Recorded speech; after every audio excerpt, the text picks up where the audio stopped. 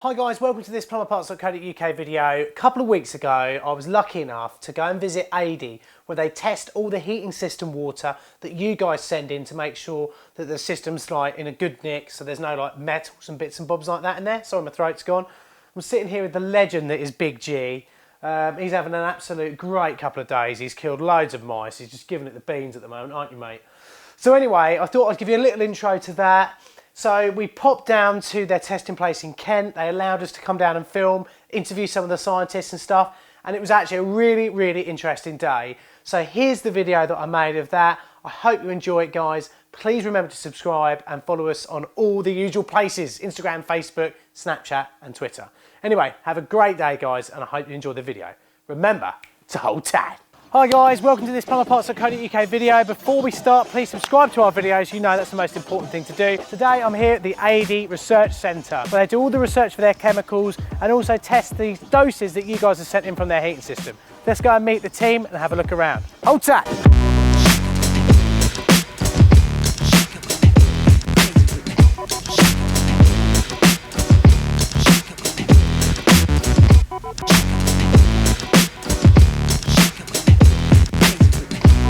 Right then, so we are in the Adey kind of testing facility. Here they test all their chemicals that they're going to put out. You're going to hear a lot about why their testing procedures are so much better than some of the competitors. There's a thing out there called UCAS. They're a government body that makes sure that Adey's testing procedures are absolutely tip-top. You're going to get a good idea as to how much rigmarole they have to go through to make sure they adhere to those standards. I've got to wear this lab coat, well, this lab coat here, which is a little bit tight on the old gut. I've had a couple of weeks of gluttony, but here we are, so let's go and have a look now and enjoy. I'll do the special knock.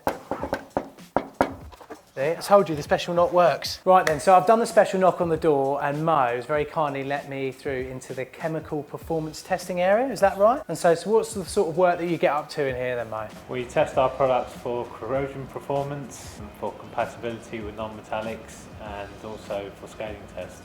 Earlier on you were showing us these. I mean, these straight away capture my attention as soon as they come in. So this is our corrosion test setup. What we're doing is we're testing competitor products. So you say you've got competitor products here, but I've got a feeling that this end one here, is that the Adey one there? This is comparative, so you can see how the Adey one performs against competitor products.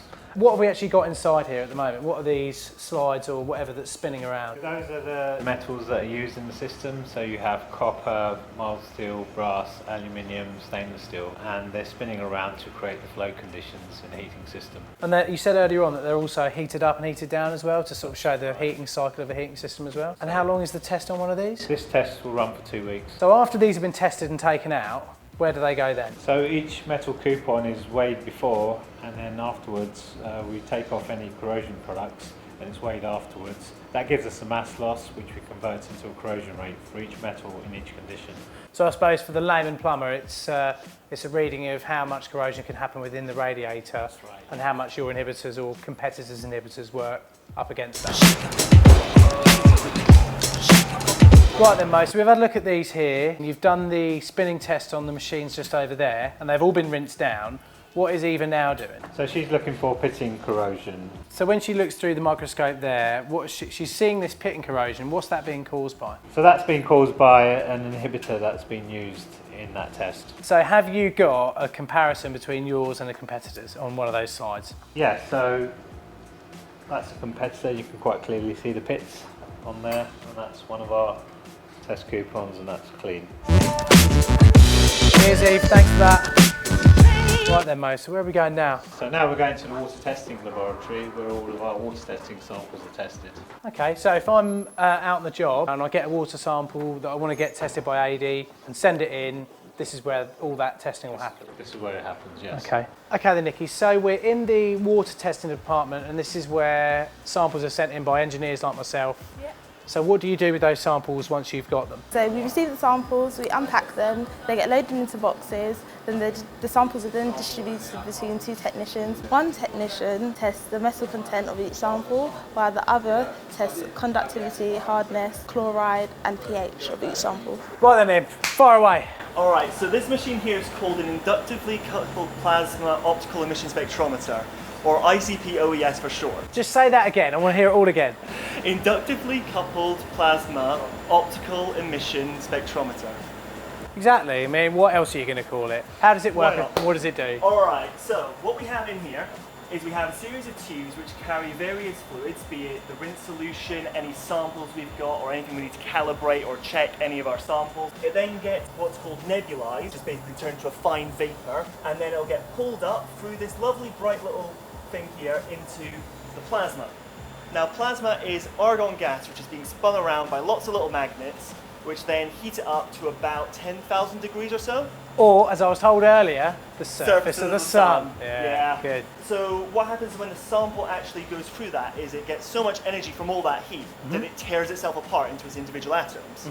And then once it's atomized, it then gets excited. And then when it comes back down again, it then releases light in a specific wavelength. Okay. Because all atoms have specific energy depending on how big and fat they are. And then that gets picked up by a camera, which then picks up the various wavelengths. We get a intensity back depending on how much of that light of that specific wavelength has come back through. And each one is characteristic to a specific element. So iron, copper, aluminium. Now you're talking my language. When it comes through the system, we get the intensities, and then the computer translates that into actual concentrations. So for example, concentration of iron or copper. So we can see how much iron oxide or copper oxide's been floating through that system. So then we know, obviously, through the iron oxide, more stuff from the inside of the radiators, Yep. that you can probably see how dosed the system is, whether it is not dosed enough or dosed too much. Yeah, pretty much. And then all of that goes onto the computer for people like me to see whether it's passed or failed. Yeah, exactly. Nice and simple. for Comes you out as a guys. green tick or a red cross. Yeah, simple as. Brilliant, We do all the okay. hard work for you. Good stuff. Well, thanks for your time, Liam. Thanks for your time, Have a great Jimmy. day, mate. You too. I'll get back to work. Bye-bye. Well, I couldn't believe how much actual stuff you actually test here and the amount of work that goes into it. And also, secondly, the testing you do in this lab here of the actual heating system water that people like me send in. So it's been really good to see.